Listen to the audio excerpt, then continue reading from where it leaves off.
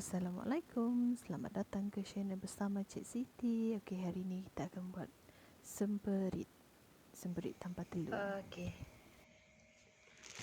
Hai, jumpa lagi. Okey, hari ni saya nak buat semperit. Okey, semperit ni ikut bahan yang saya ada je kat rumah.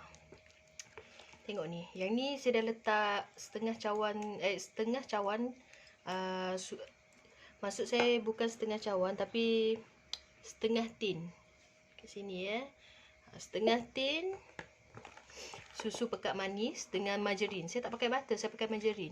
Sebab tu je ada yang kat rumah. Kita buat apa yang ada je kan. Okay, lepas tu kita tengok.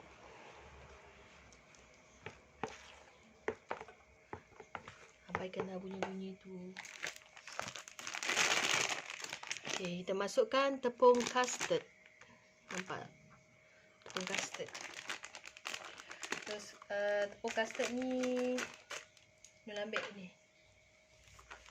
Kita masukkan sukatan dia macam ni. Saya pakai sukatan macam ni sebab saya tak pakai sukatan menggunakan ni.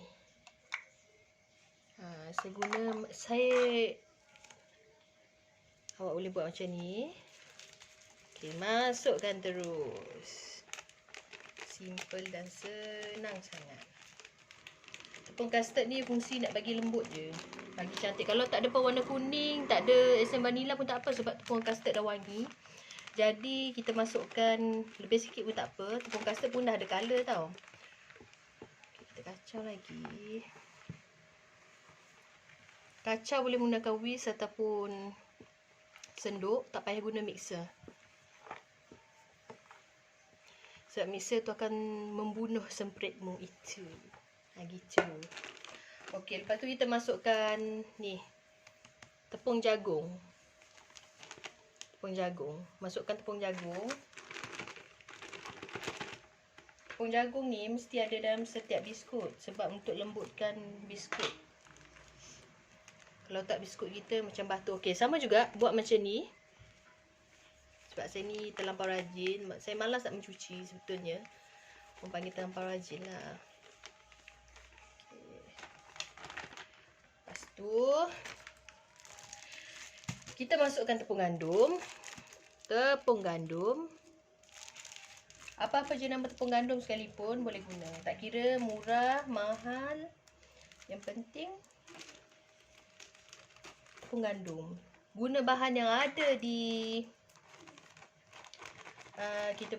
yang ada kat rumah. Okey, tepung gandum ni banyak ni yang letak semua tau. Kita ambil sikit. Okey, ni baru saya menggunakan sukatan.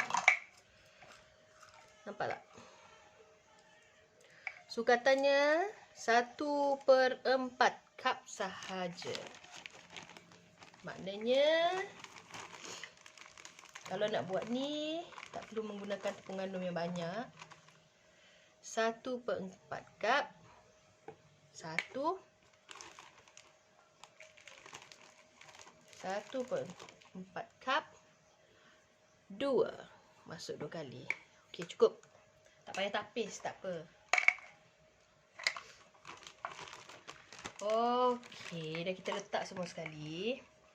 Nanti saya akan sertakan resepinya sekali ya. Di hujung video ni saya akan letakkan sekali. Okey, kita gaul Kita gaul macam ni. Gaul bagi sebati. Tengok. Bagi sebati.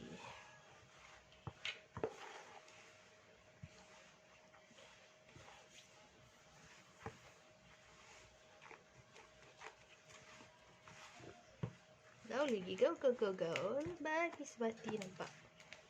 Dah mula hujan dah. Alhamdulillah. Hujan rahmat dah turun.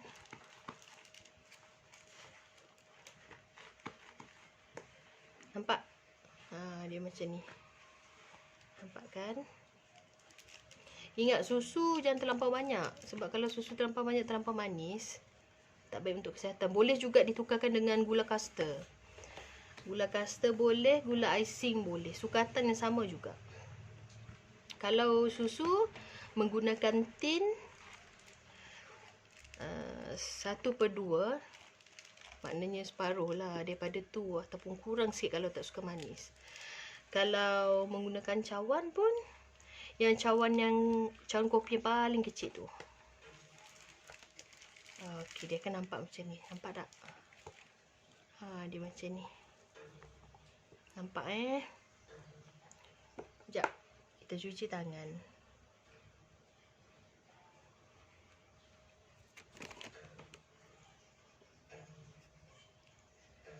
Okey, kita ambil sikit. Selepas mencuci tangan, kita ambil.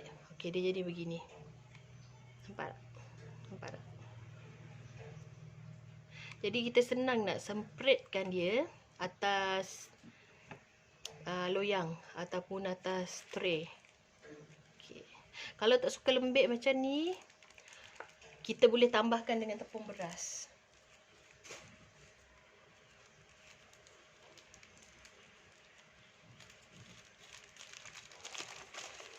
Tepung beras tu banyak ni je ada. Boleh lah daripada tak ada. Minta maaf, ni tepung pulut daripada tepung beras. Ambil ni tepung beras. Silap-silap. Tu adalah tepung pulut. Sekejap, saya suruh pembantu pribadi saya pergi cari. Sekejap semprit ni. Sekejap lagi saya akan tunjukkan kita membakar dan kita spreadkan macam mana. Atas ni tengok.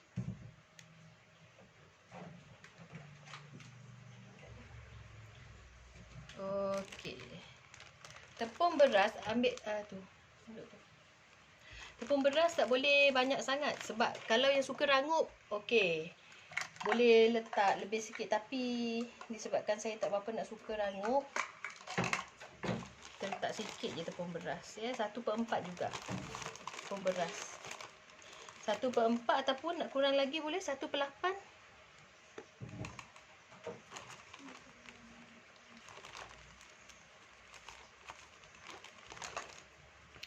Okey, kita gaul lagi.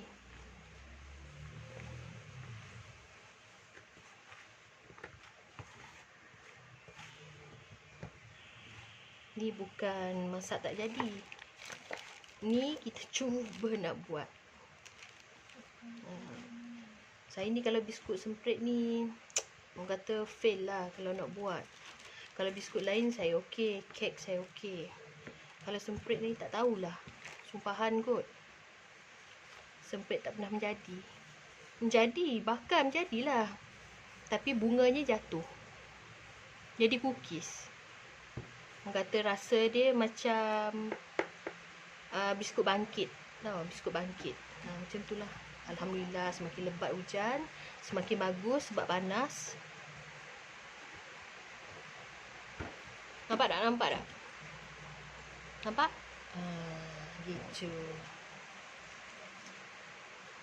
Okey, sekejap lagi kita akan sempritkan dalam tray ataupun loyang ke, ataupun talam ke, apa-apalah yang boleh masuk dekat oven. Selepas kita semprit tu, kita biar dulu sekejap.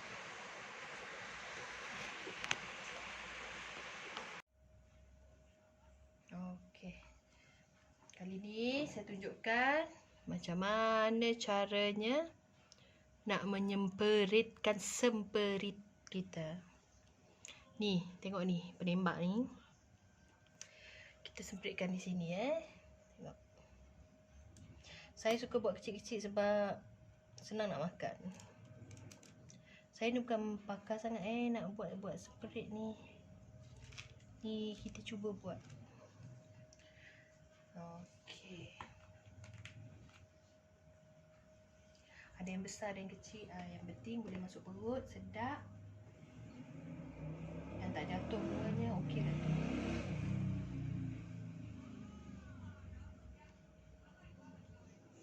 Okey, kita masuk lagi.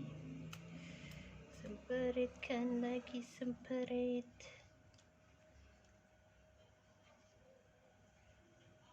Saya memang tak pakar sangat dalam menyemperit benda ni.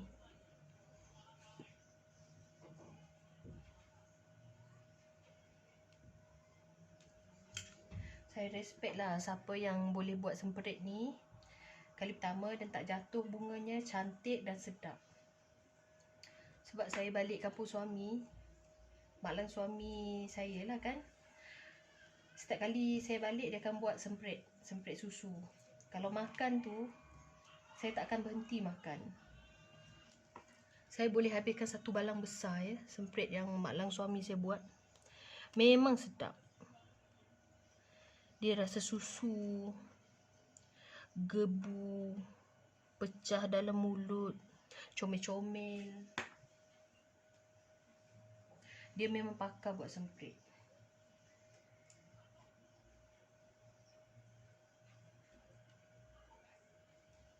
Kalau biskut lain saya okey, saya boleh buat. Kalau semprit memang saya tak berapa nak pandai buat lah. Boleh lah kalau untuk makan.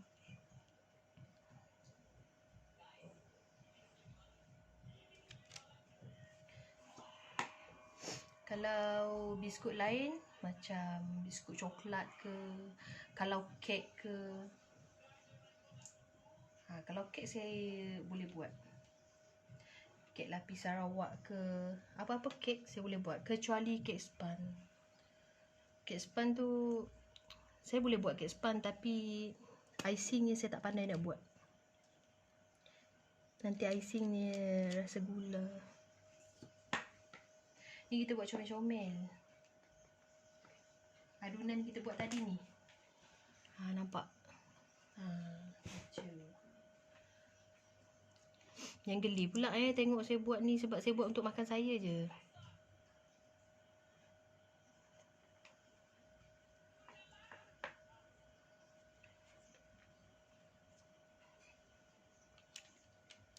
Ini adalah percubaan kita membuat semprit.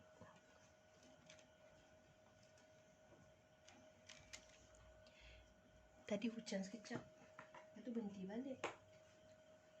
Hujan macam ni lah buat panas.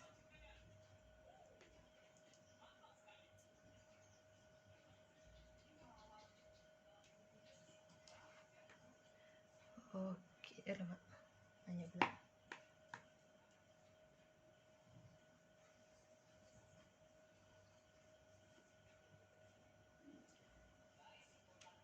Mak kau tutup pula.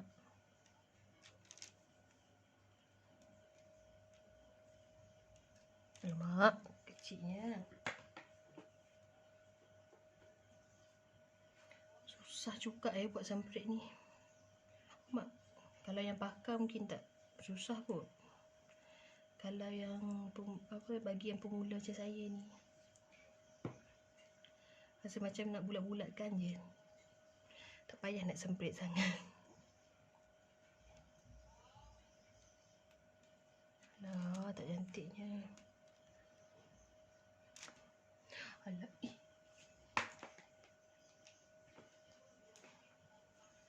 rasa macam nak cepat habis je. Lambat pula buat benda ni. Selalu biskut lain saya buat okey je. Main cok-cok. Nak semprit lagi, nak masukkan. Orang yang terlampau rajin macam saya ni tak boleh buat benda ni. Terlampau sabar saya memang tak boleh.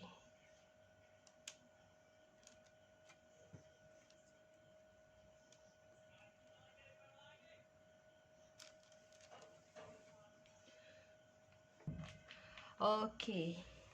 Ni yang saya dah letak cherry merah. Cherry merah ni, cherry merah cincang. Macam ni, nampak tak? Yang dah dicincang RM1.90 je Ni, gini. Ada satu lagi yang tak letak. Okey, dia nak tunjuk dalam video kot. Ni kalau tak menjadi tak tahulah macam mana. Kena pergi beli jugalah jawabnya. Harap kali ni menjadilah Sebab kita try buat. Kalau tak menjadi pun saya tunjuk juga. Menjadi tak menjadi saya akan tunjuk. Okey. Sekarang kita letakkan kismis ya.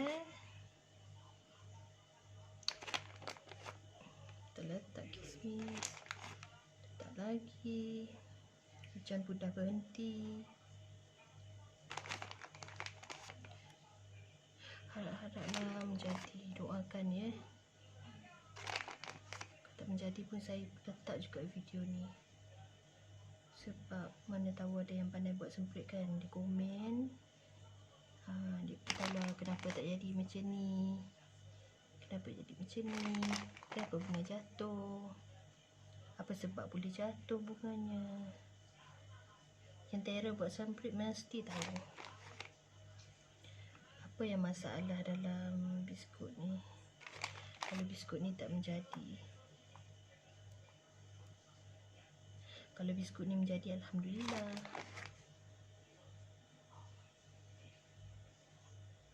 Saya ada buat kek batik tadi, tapi saya terlupa nak ambil video. Kek batik tu simple je, tapi sedap. Anak-anak memang suka kek batik yang saya buat. Kos dia pun murah, lembut.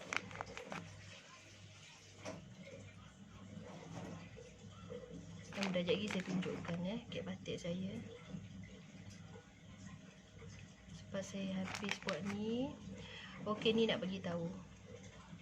Ni untuk saya lah, yang pemula macam saya ni. Selepas kita buat macam ni, kita kena anginkan dia dulu supaya bunga tak jatuh. Tu orang kata lah, saya tak tahu. Jadi saya cuba. Saya anginkan dulu, lepas tu baru saya bakar.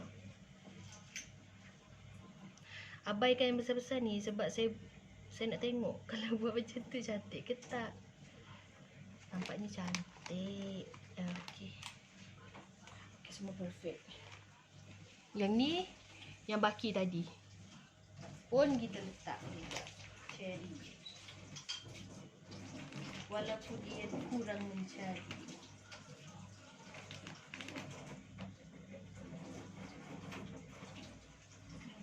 Abaikanlah bunyi-bunyi yang tengok-tengok.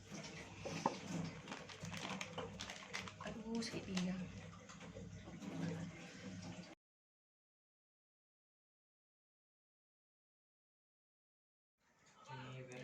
Okey, ni oven. Saya pakai oven jenama King je.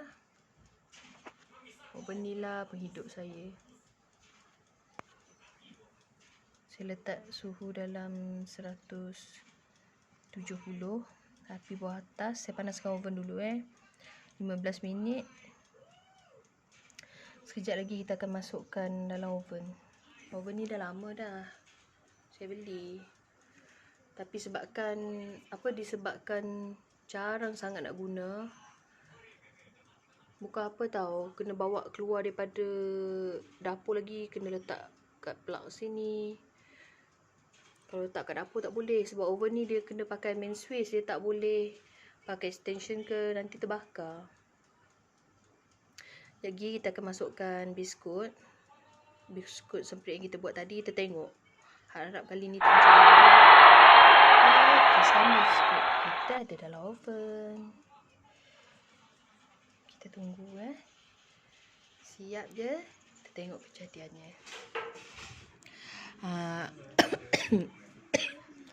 Batuk pula Okey. Sekejap kita pakai lampu. Ni lah kek batik yang saya buat tadi, tapi saya tak tunjuk cara dia kan.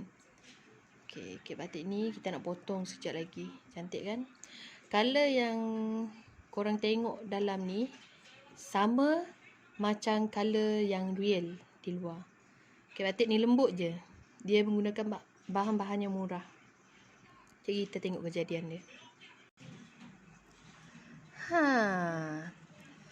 Ni lah kek batik yang dah siap dipotong. Saja je lepas potong letaklah loyang supaya anak-anak makan nanti dia boleh ambil. Contohnya macam ni lah. Diorang ni suka makan jenis lembik macam ni tau. Dia tak suka makan keras-keras. Macam ni. Potong pun hancur sebab masih lembik. Anak-anak suka makan macam ni lah. Okey, sudah siap. Nampaknya biskut ni bunga dia tak jatuh. Cuma ada yang besar, ada yang kecil. Ialah untuk makan kan. Okey, resepi saya akan share sekejap lagi. Kalau nak ikut, kalau nak guna resepi saya, okey, boleh je. Nanti kita buat next video, okay? Kita try makan pula. Sedap ke tak? Harap-harap sedap lah ya. Okay, sampai jumpa lagi. Bye!